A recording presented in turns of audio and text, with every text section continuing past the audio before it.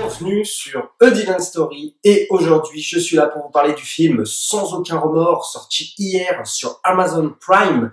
Sans aucun remords, Tom Clancy, adaptation d'un livre qui est tout simplement de Tom Clancy justement et qui s'appelle aussi Sans aucun remords que je n'ai pas lu. Et Tom Clancy c'est plein de séries de livres comme ça d'action, d'espionnage, de thriller politique un peu, voilà. Donc il en a fait énormément et là c'est son adaptation justement et c'est aussi une série de jeux vidéo puisque ça a été aussi adapté en jeux vidéo et j'adore Rainbow Six notamment où j'ai joué aux anciens que je kiffe et aussi aux récents notamment Rainbow Six Siege pour ceux qui connaissent qui est un FPS pour moi qui a révolutionné justement le FPS. On est loin de Call of etc. Attention, je ne déteste pas Call of mais voilà, pour moi ça c'est une approche un peu plus réaliste de la chose, je trouve en tout cas. Et en plus, ça fait 4 ans qu'on y est sur le jeu et ils mettent encore le jeu à jour régulièrement et tout est gratuit. Vous pouvez évidemment payer si vous voulez les DLC, les Season Pass, mais vous n'êtes pas obligé de le faire. Vous pouvez avoir vos nouveaux persos gratuitement en obtenant de la renommée, en jouant au jeu. Donc je vous invite vraiment à le faire, c'est un gros kiff ce jeu, pour ceux qui connaissent. Donc voilà, moi, l'univers Rainbow, l'univers Tom Clancy, c'est quelque chose que j'aime beaucoup, malgré que je n'ai pas lu les livres et peut-être qu'il faudrait que je m'y mette un de ces jours quand même, parce que là je peux pas juger si c'est une bonne adaptation ou non, malheureusement. C'est dommage parce que j'aurais bien voulu avoir lu le livre, parce que c'est l'un des livres quand même les plus connus, mais bon.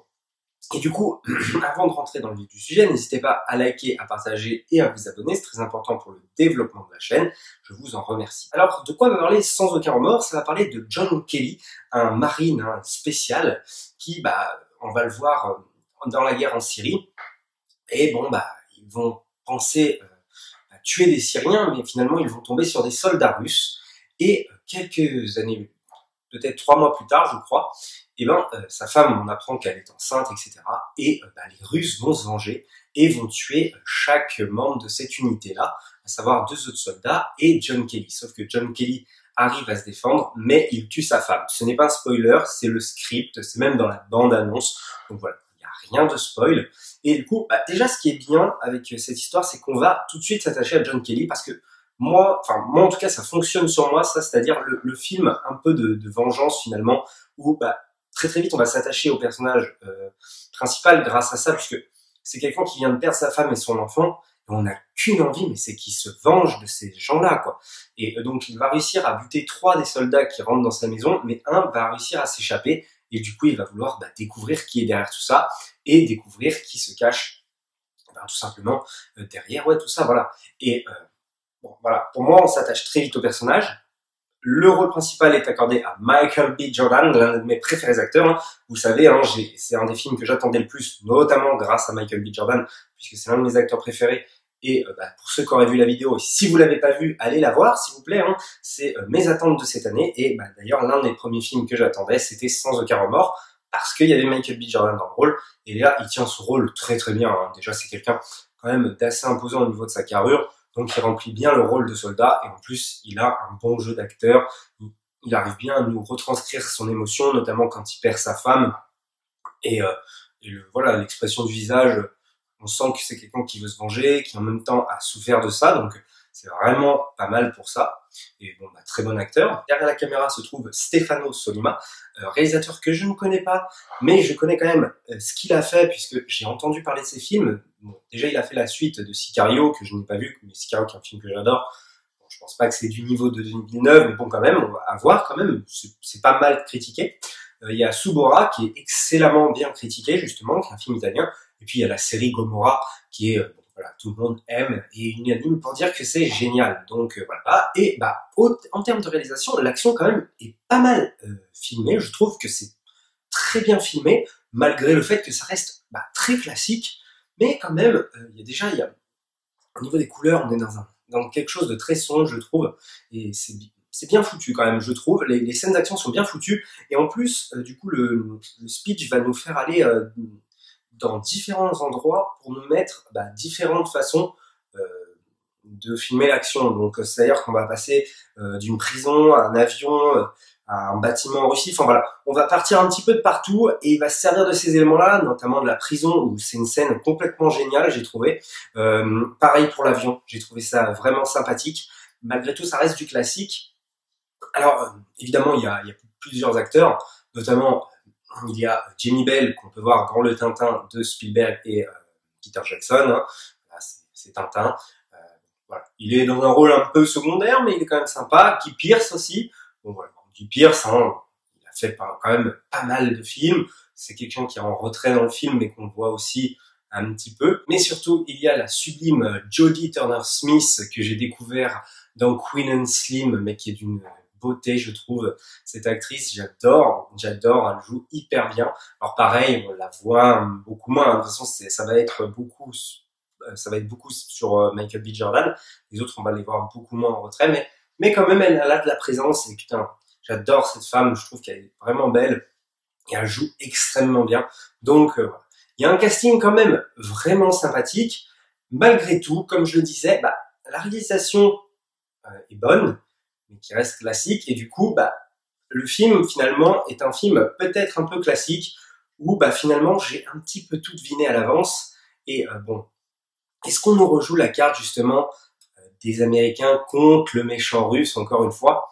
Peut-être pas, peut-être que vous allez voir, il y a des petits retournements de situation, peut-être que ce n'est pas que ça, mais bon, pour moi, il n'y a pas vraiment de surprise, malheureusement, et on reste dans la banalité avec un personnage qui a beau se faire taper par 10 000 personnes, qui a beau se prendre des balles à droite, à gauche, bon voilà, qui va réussir, qui va résister, qui est plus fort que tout le monde. Malheureusement, c'est comme ça. Après, c'est le film d'action, hein. Comme ça, moi, ça me dérange pas spécialement, mais on reste dans le cliché du film d'action qui n'apporte rien de plus aux autres films d'action, finalement. Moi, j'ai trouvé. Par contre, du coup, je voulais revenir, notamment au niveau des jeux vidéo.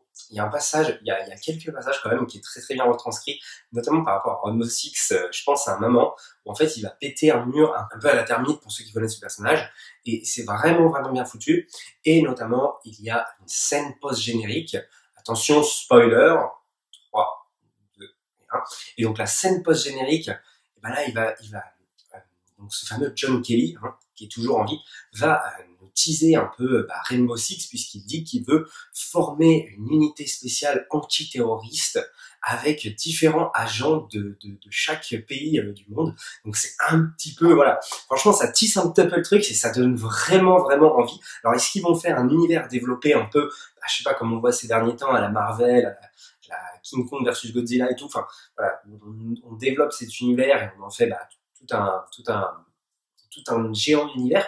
Ça peut être vraiment vraiment pas mal, parce que il me semble qu'il y a déjà une série, notamment Tom Clancy's, je ne sais pas ce que ça vaut, sur Amazon Prime, Jack Ryan, je sais plus comment elle s'appelle. Enfin, il y a déjà une adaptation, je crois, de Tom Clancy's. Donc est-ce que ils vont nous rassembler à un casting XXL, voilà, ils vont faire un film à droite à gauche pour arriver à ce film-là? Ça peut être vraiment sympathique, et avoir justement les Rainbow Six, 6 personnages comme ça là, de chaque unité, je sais pas, du JPN, etc.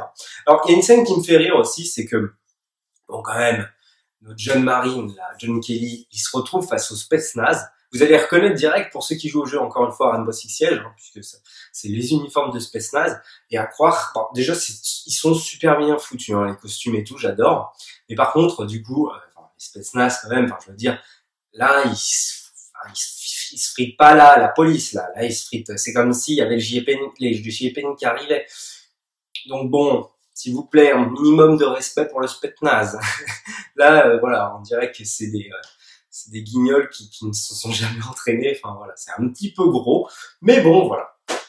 Bon, dans l'ensemble, quand même, j'ai trouvé le film plutôt sympathique. Je lui mettrais 3 sur 5. Je pense que c'est une bonne note, c'est pas mal, puisque finalement, ça ne sort pas du film d'action. Je pourrais le mettre bien, parce que moi j'aime Michael B. Jordan, et je sais que je le regarderai sans souci, ce film.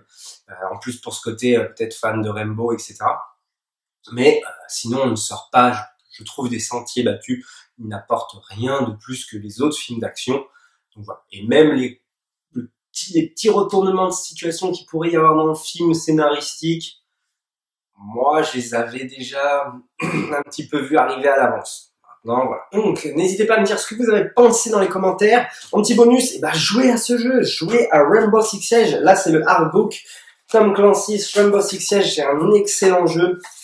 Voilà, on peut incarner différents personnages de différentes unités, c'est-à-dire qu'on va avoir des personnages du SWAT, on va avoir des personnages du GIPN, on va avoir des personnages encore de la Russie, des Spetsnaz justement, du SAS, du SAS de tout simplement de l'Angleterre.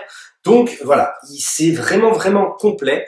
Donc je vous invite à jouer à ce jeu pour ceux qui ne connaissent pas. Après ça reste du FPS et c'est que du multi, hein. Attention pour le dernier. Par contre les anciens jeux, pour ceux qui auraient une ancienne console, vous pouvez y aller vraiment tranquillement puisque c'est vraiment là en mode histoire et tout. En plus on peut jouer à plusieurs. Donc voilà. Mais bon, il faut avoir des anciennes consoles. Voilà. N'hésitez pas à partager, à liker et à vous abonner, c'est très important pour le développement de la chaîne, encore une fois je le répète, même commenter, hein, ça me fait vraiment plaisir quand vous commentez mes vidéos, et nous on se dit à la prochaine pour une prochaine vidéo.